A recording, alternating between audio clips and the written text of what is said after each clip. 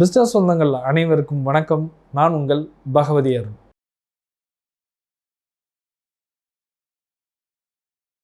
இன்றைக்கி எந்த டாபிக் பார்க்க போகிறோம்னா, உங்களுக்கு ரொம்ப பிடிச்ச டாபிக் தான். சேல்ஸ் டீம், நல்லா பெர்ஃபார்ம் பண்ணக்கூடிய ஒரு சேல்ஸ் டீமை நம்ம எப்படி எதிர்பார்க்கலாம் அப்படிங்கிறதான் பார்க்க போகிறோம். முதல்ல அனுபவம் வாய்ந்த சேல்ஸ் பர்சனை நம்ம எடுத்த உடனே நம்ம என்ன நினைப்போம், இவருக்கு தான் அனுபவம் இருக்கே, இவர்கிட்ட போய் நம்ம பேசணுமா, அவர் வேறு ஒரு அனுபவத்தில் வந்திருப்பார் அப்படின்னு நினச்சிருப்போம். பெரும்பாலான நிறுவனங்கள் தங்களோட நிறுவனத்துக்குன்னு சிஸ்டம் அண்ட் கல்ச்சரை உருவாக்கியிருப்பாங்க. அது யாராக இருந்தாலும் சரி, ஒரு அனுபவமான சேல்ஸ் பர்சனாக இருந்தாலும் சரி, ஒரு புது சேல்ஸ் எக்ஸிக்யூட்டிவாக இருந்தாலும் சரி, ரெண்டுமே அவங்க ஒரு சிஸ்டத்தை வச்சுருப்பாங்க. அந்த சிஸ்டத்தை வழியாக தான் அவங்க வந்து கூட்டிகிட்டு வருவாங்க. ஸோ இவங்களோட பெர்ஃபார்மன்ஸ் ட்ரைனிங்லாம் எப்படி இருக்குது அப்படிங்கிறத கண்டிப்பாக பார்க்கணும். பயிற்சியே இல்லை, அவங்களுக்கு எந்த பயிற்சியும் தேவையில்லை, ஏன்னா அவர் ஒரு வெல் எக்ஸ்பீரியன்ஸ்டான ஆள், அவருக்கு எதுக்குப்பா பயிற்சி கொடுக்கணும் அப்படின்னு கூட நீங்கள் நினைக்கலாம். ஆனால் உண்மை அது இல்லை. அவருக்கு இந்த நிறுவனத்தில் இங்கே வரக்கூடிய வாடிக்கையாளர் எப்படி பெர்ஃபார்ம் பண்ண போகிறாரு, அது ரொம்ப முக்கியம். ஸோ இதுக்கு முன்னாடி இருந்த நிறுவனத்தில் அவர் எப்படி பெர்ஃபார்ம் பண்ணார், அந்த கால சூழ்நிலைகள் என்ன, அங்கே எப்படிப்பட்ட டீம் கூட இருந்தார், நமக்கு தெரிய போகிறதில்ல. ஆனால் நம்ம டீம் என்ன, நம்ம கஸ்டமர் யாருங்கிறது நமக்கு கண்டிப்பாக தெரியும். அப்போ நம்ம கரெக்டான அவங்களுக்கு ஒரு ட்ரைனிங் கொடுக்கணுமா வேண்டாமா, கண்டிப்பாக கொடுக்கணும். ஸோ வாங்க ஒவ்வொன்றா பார்க்கலாம். முதல்ல ட்ரைனிங்கே கொடுக்கலைங்க, என்ன நடக்கும்? சூப்பராக ரெக்ரூட் பண்ணியாச்சு, நம்ம தேவையான கேள்விக்கெல்லாம் பதில் சொல்லிட்டாரு. அவர் என்ன சொல்லுவார்? நம்ம ஒரு ப்ரெஷர் வேறு அவருக்கு கொடுத்துருக்கோம். முதல்ல இது ஒரு எக்ஸாம்பிளோட சொல்லுவோமே, ஒரு ஹோட்டல் இண்டஸ்ட்ரி எடுத்துக்கிறோமா, ஒரு ஹோட்டலுக்கு உள்ளே வராரு. ஸோ அங்கே வந்து மெனு கார்டை எடுத்து வச்சுட்டு பண்ணணும். வேறு என்ன பண்ணும்? வாங்க உட்காருங்க, என்ன சாப்பிட்றீங்க இப்படி கேட்கணுமா? வாங்க சார், வணக்கம் சார், இப்படி இருக்கீங்க, எங்கள் ஹோட்டலுக்கு நீங்கள் வந்ததில் ரொம்ப சந்தோஷப்படுறோம் அப்படி கேட்கணுமா? ரெண்டுக்கு வித்தியாசம் இருக்குல்ல. ஸோ இந்த மாதிரி கனிவான உபசரிப்பு, எடுத்த உடனே ஒரு கனிவான உபசரித்து வாங்க சார் உட்காருங்கன்னு அவங்களுக்கு ஒரு ரெஸ்பெக்ட் கொடுத்து உட்கார வைக்கிறப்போ அவர் உடனே என்ன பண்ணிடுவார், நம்ம நிறுவனத்தோட கனெக்ட் ஆகிடுவார். ரெண்டாவது ரொம்ப முக்கியம், ப்ராடக்ட் நாலேஜ். ஸோ ஒரு ஹோட்டலுக்கு போகிறோம், நம்ம போய் உட்காந்துட்டோம் சாப்பிட்றதுக்கு, அங்கே சர்வர் வராரு. வந்த உடனே நம்மகிட்ட பார்த்து என்ன சாப்பிட்றீங்க அப்படின்னு கேட்குறாரு. உடனே நம்ம மெனுவை பார்த்துட்டு ஏதோ ஒன்று சொல்லுவோம், உடனே அவர் அந்த மெனுவை வந்து கொண்டு வர போகிறார். ரெண்டாவது ரகம் ஒன்று இருக்குது. அவரே என்ன பண்ணுவார்னா, ப்ராடக்ட் நாலேஜ் நல்லா தெரிஞ்சவர், அவர் சொல்லுவார், சார் எங்கள் கடையில் வந்து ரவை தோசை ரொம்ப நல்லாயிருக்கும் சார், அதுலேயும் வந்து பார்த்திங்கன்னா அந்த ரவை தோசைக்குள்ளே மசாலா போட்டு ஒரு ஸ்டஃப் பண்ணி கொடுப்போம், சாப்பிடவே அவ்வளோ அருமையாக இருக்கும். எங்ககிட்ட தயிர் வடை பார்த்திங்கன்னா அவ்வளோ அழகாக இருக்கும், நீங்கள் சாப்பிட்றப்பே வயிறெல்லாம் குழு குழு குழு குழுன்னு இருக்கும் அப்படின்னு வந்து சொல்லுவார். அதை கேட்குறப்பே நமக்கு ஒரு டெம்ப்ட் ஆயிரும். ஸோ இது வந்து ப்ராடக்ட் நாலேஜ் நல்லா தெரிஞ்சது. ஸோ நான்வெஜ் பார்த்திங்கன்னா இங்கே இதில் மந்தி பிரியாணி சாப்பிட்டிங்கன்னா அப்படியே மட்டன்லேருந்து அந்த பீஸ் வர்ற விதத்தை பார்த்திங்கனாலே நீங்கள் சாப்பிட்டுக்கிட்டே இருக்கலாம்னு சொல்கிறது.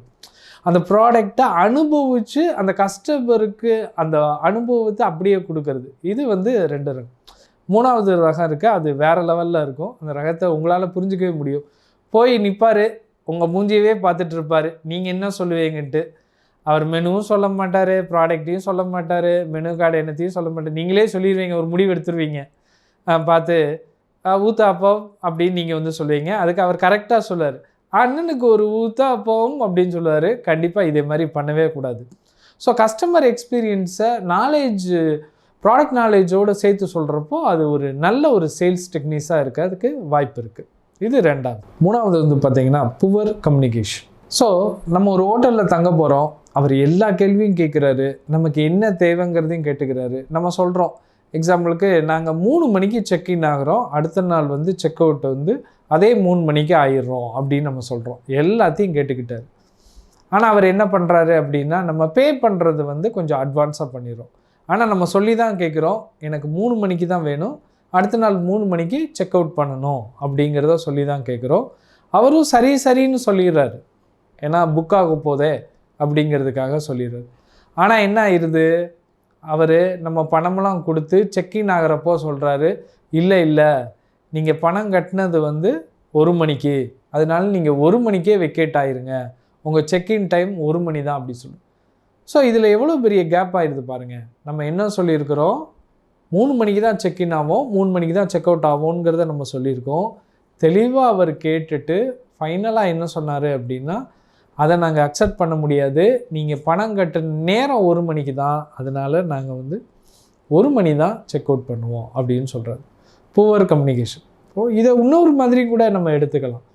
நம்ம உட்காந்துருப்போம், நம்ம ஆர்டர் பண்ணது வந்து ஒரு பிளெயின் ஊத்தப்பத்தை பண்ணியிருப்போம், ஆனால் மெனு ஆர்டர் எடுத்தவர் வந்து ஆனியன் ஊத்தப்பமாக எடுத்திருக்கலாம்.